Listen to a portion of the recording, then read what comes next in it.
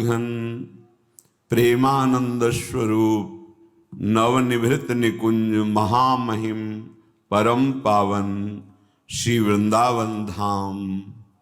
श्री वृंदावन धाम के लाडिले युगल चंद्र प्राणाराध्य श्री प्रिया प्रीतम जो समस्त हित परिकर निज परिकर, समस्त हित परिकर निज परिकर।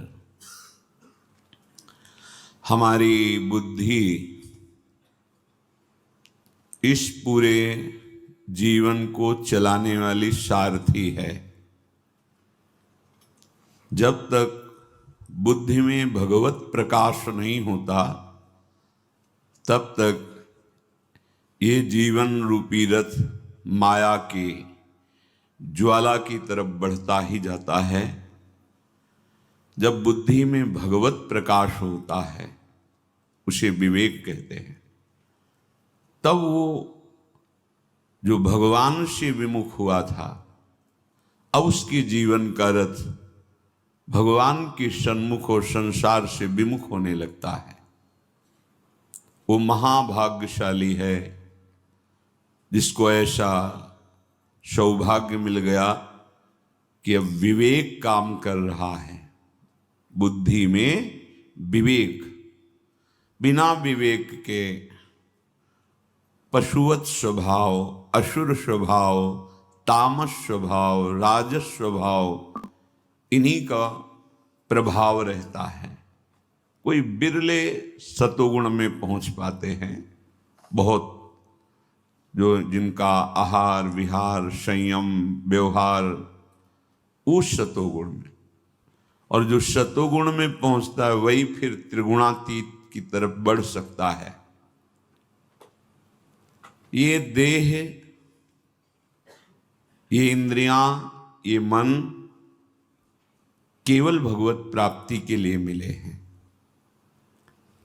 इसलिए श्रीपाद धिक्कार देते हैं उसको जो अपने देह, इंद्री और मन बुद्धि को भगवान से विमुख करके संसार के भोगों में, संसार के संबंधों में ही रचाए पचाए हैं। एक क्षण का समय नहीं माया दे रही कि वो बैठकर विचार करें, हमारे जीवन का लक्ष्य क्या है, मैं कर क्या रहा हूँ और पा क्या रहा हूँ। विचारहीन बस बढ़ते चले जा रहे, जिधर दुख ही दुख है। श्रीपाद प्रबोधानंद जी महाराज कह रहे, धिंग धिंग मामि देह गेह ममता अविष्टम तथैवा सुतृप् लोकाराधन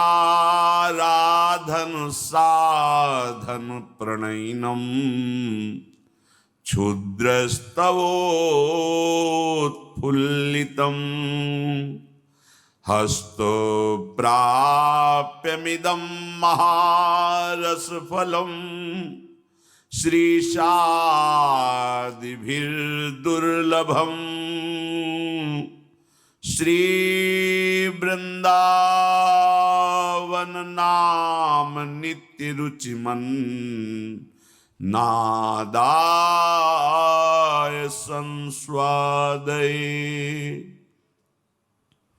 धिक्कार है, धिक्कार है। जैसे अपने पुत्र को कोई समझाता है, ऐसे ये बड़े महापुरुष संपूर्ण सृष्टि को अपना घर मानते हैं।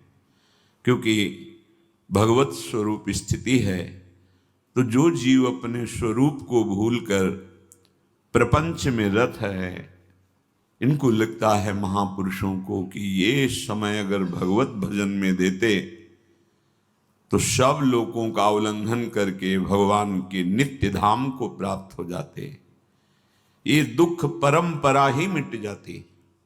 पर धिक्कार है इनको। ये मैं मेरी में इतना फंस गए हैं अहमता ममता में कि बस केवल इतना ही जीवन है।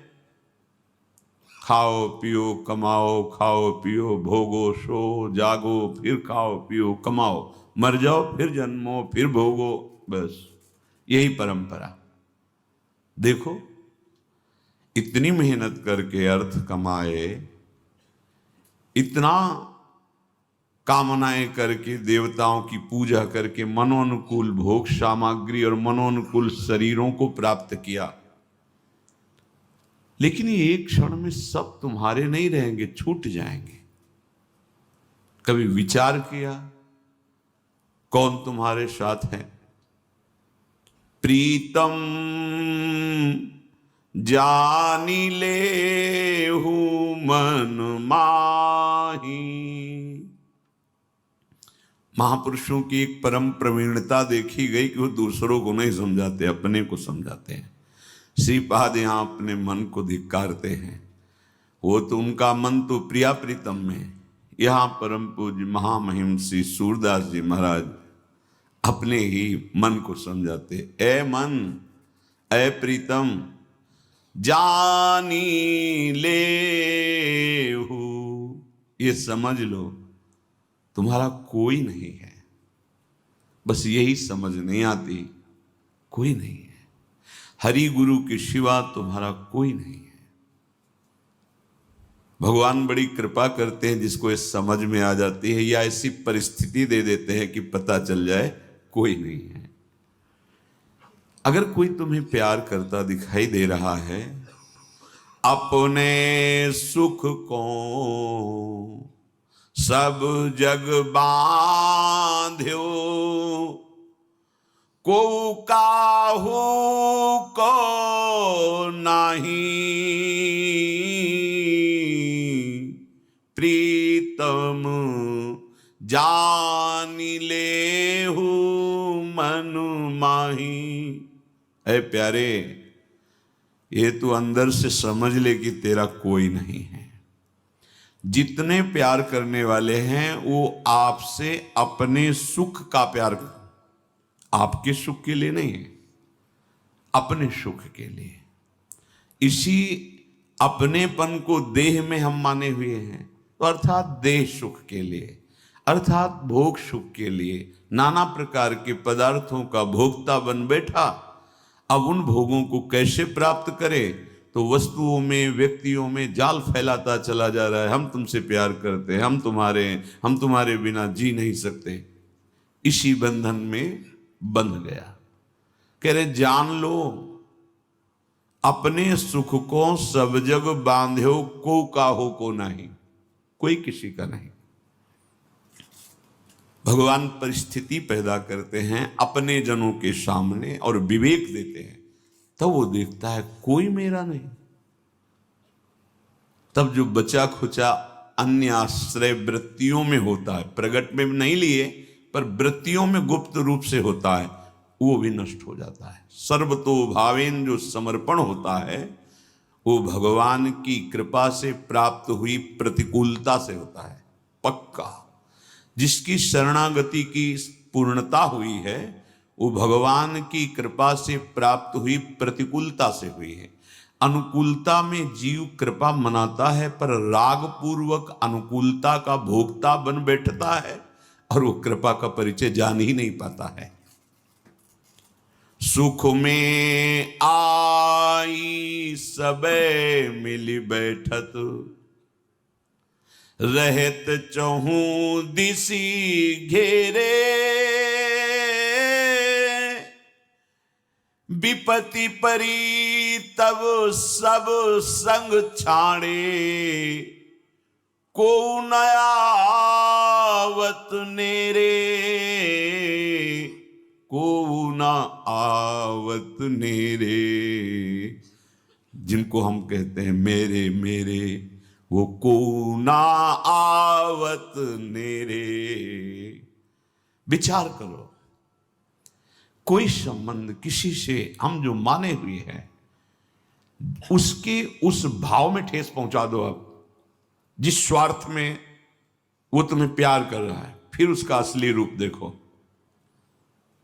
जो तुम्हें कह रहा हम तुम्हारे बिना जी नहीं सकते, समझो उसकी वासना को, उसके प्यार को समझो। कहां प्यार कर रहा है, किस वस्तु में? देह में, भोग सामग्री में कहाँ है, इसकी नजर कहाँ है, और उस पर ठेस पहुंचा दो, प्रतिकूल हो जाओ, फिर भी वो कहे हम तुमसे प्यार करते हैं,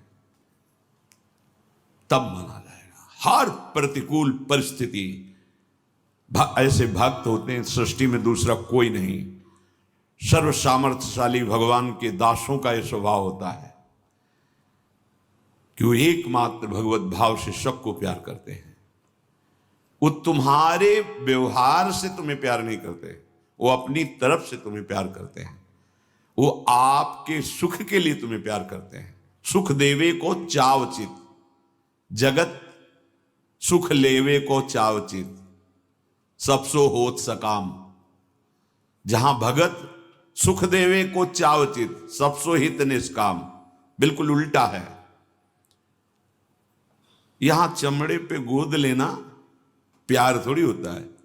प्यार तो शायद इसको इश्क कहते हो जैसे दिल को कोई मसला करे। भाई जी महाराज श्री प्रेम दर्शन नामक वाणी में लिखा कि कोई उर्दू शायर कह रहा है कि शायद, हिचक रहा है कहने में, कि पक्का तो नहीं कह सकते, शायद इसको ही इश्क कहते हो जैसे कोई दिल को मसला करे। अपने प्यारे की याद में राधा राधा राधा, एक अजीब सी पीड़ा, एक अजीब सी आनंद की वृत्ति, शायद इसे ही प्रेम कहते हो। वो ऐसा कह रहा है, शायद इसे ही प्रेम, ये